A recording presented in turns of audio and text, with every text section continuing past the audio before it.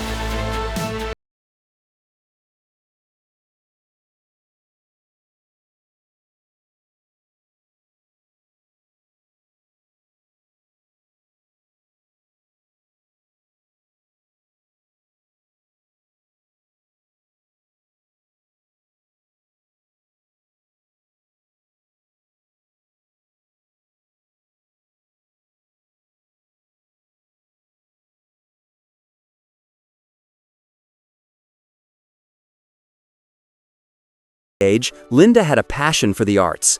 She performed with rock bands in local clubs and always dreamed of standing under the spotlight.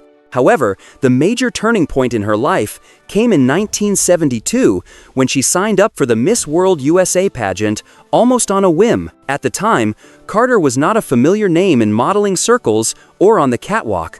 She had no professional team, no formal training, and even believed she was not skinny enough by the beauty standards of that era. What the judges couldn't forget, however, was the sheer confidence and presence of the girl from Arizona.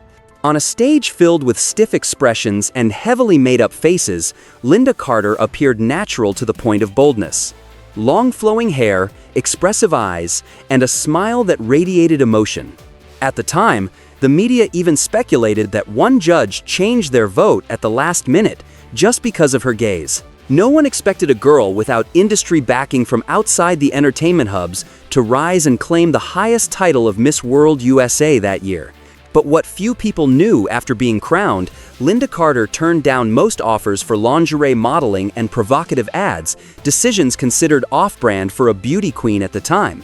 She once declared, "I don't want to be known for the dress I wear, but for the way I walk in it." That was the first declaration of a woman who knew who she was and wanted to define her own destiny. However, that very choice caused Carter to lose favor with some major promoters. After winning the crown, she rarely appeared in large-scale commercial campaigns. Some in the industry labeled her a conservative queen. But to Lynda, that didn't matter because she had already seen a different path. Not just the stage, but the screen, a place where she could tell her own story.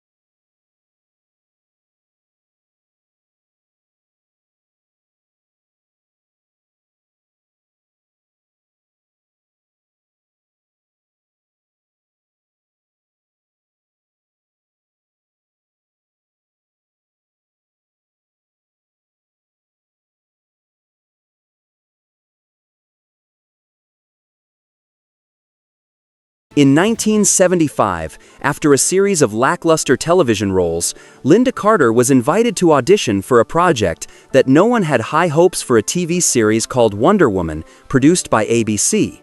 At first, even Carter doubted herself. She wasn't a professionally trained actress, had never done action scenes, and Hollywood still saw her as a smiling beauty queen rather than a serious artist. But the moment she put on the costume with its crown, silver bracelets, and power belt, Lynda Carter didn't just play Wonder Woman, she became the very figure the world was longing for.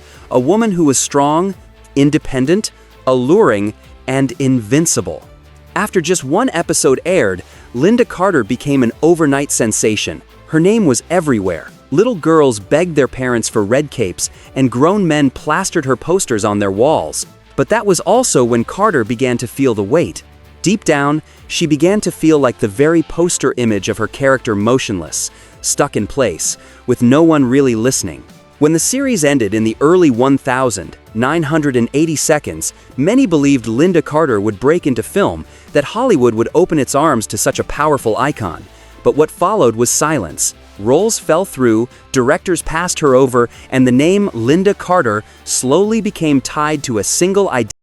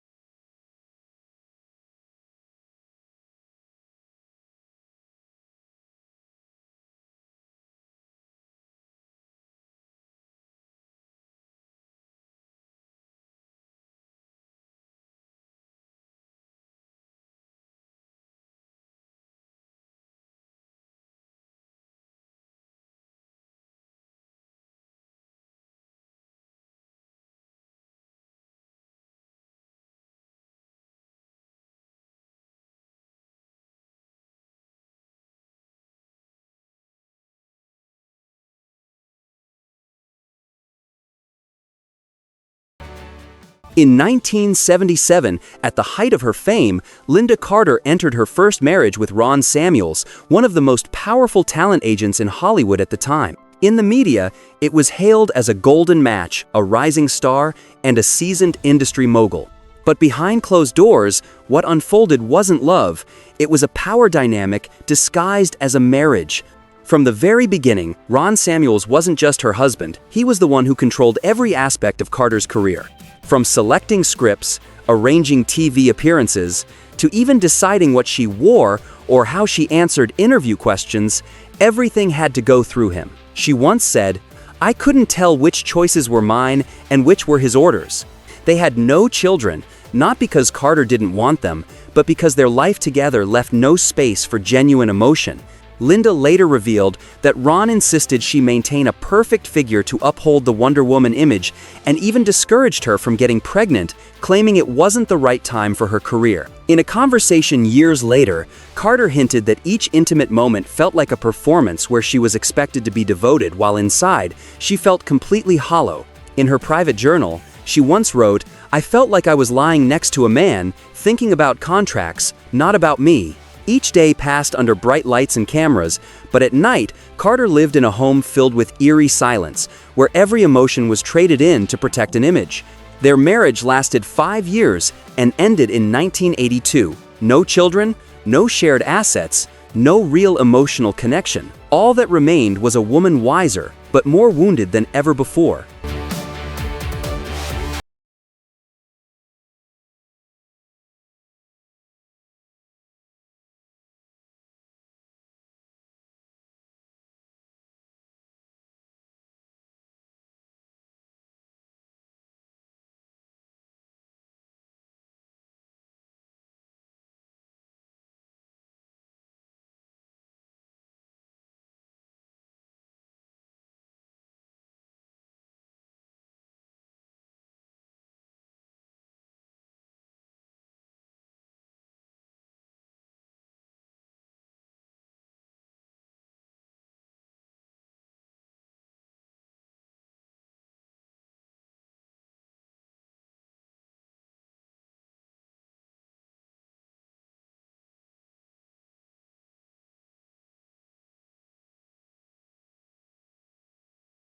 Ron Samuels, Lynda Carter vowed never to let herself become a product in any relationship again.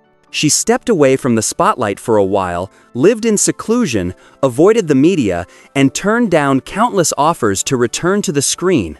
That was when Robert Altman came into her life, a successful financial attorney, completely outside the world of showbiz, uninterested in fame. And for that very reason, Carter believed she had found true love. In 1984, they got married. And for a time, Lynda Carter rediscovered what it meant to simply be a woman. No more Wonder Woman, no more agents, no more glaring cameras, just a home, a man who didn't need her to shine, and children growing up day by day. But peace didn't last long. In 2002, Robert Altman became entangled in a major financial scandal under federal investigation in the Riggs Bank collapse, involving money laundering and suspicious international transactions. The press swarmed, friends disappeared, headlines blared. Wonder Woman now fighting for whom? As her husband faced the threat of prison, Lynda Carter didn't run. She stood by him, appeared at hearings, held press conferences, and once again became Wonder Woman in real life. But this time, without superpowers, without a shield, only tired eyes and a fractured heart. Close sources revealed she broke down more than once in the bathroom, crying until she had to be hospitalized for dehydration. But outside, she still wore lipstick, still smiled, and still told the press, "My husband is a good man. I believe in him." But that belief came at a cost. During that period, Lynda Carter sank into a deep depression. She started drinking at first, 1 glass to sleep, then 3 to forget. She drifted from her children, withdrew from public events, and couldn't even remember the last time she had truly laughed. It wasn't until 2008, when she made the decision to enter rehab, that she finally admitted, "I love Robert, but I lost myself trying to hold on to him." That statement shocked many because even though her second marriage was grounded in real love, it came at the price of Lynda Carter's career, her identity, and part of her soul.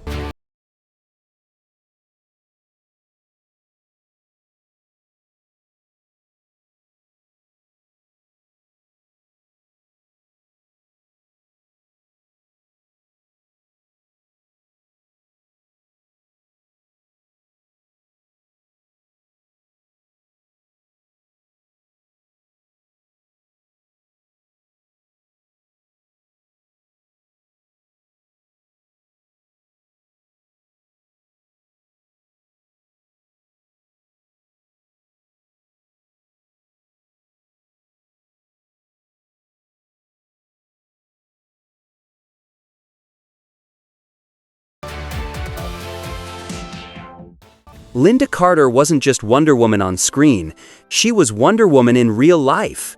A woman who loved with all her heart, sacrificed without condition, and fell in silence more times than anyone knew just to rise again with her dignity intact. From a girl in Arizona who entered a beauty pageant on instinct to a beauty icon trapped in the glare of fame, and then a wife and mother silently fighting through scandal, isolation, and depression, Lynda Carter never gave up on herself. She wasn't a perfect woman, but that's exactly why she became a timeless symbol for anyone who has ever been hurt, ever felt lost, or ever believed they weren't worthy of love. If this story moved you in any way, don't forget to subscribe and hit the notification bell because there are many more real lives waiting to be told with respect and deep empathy.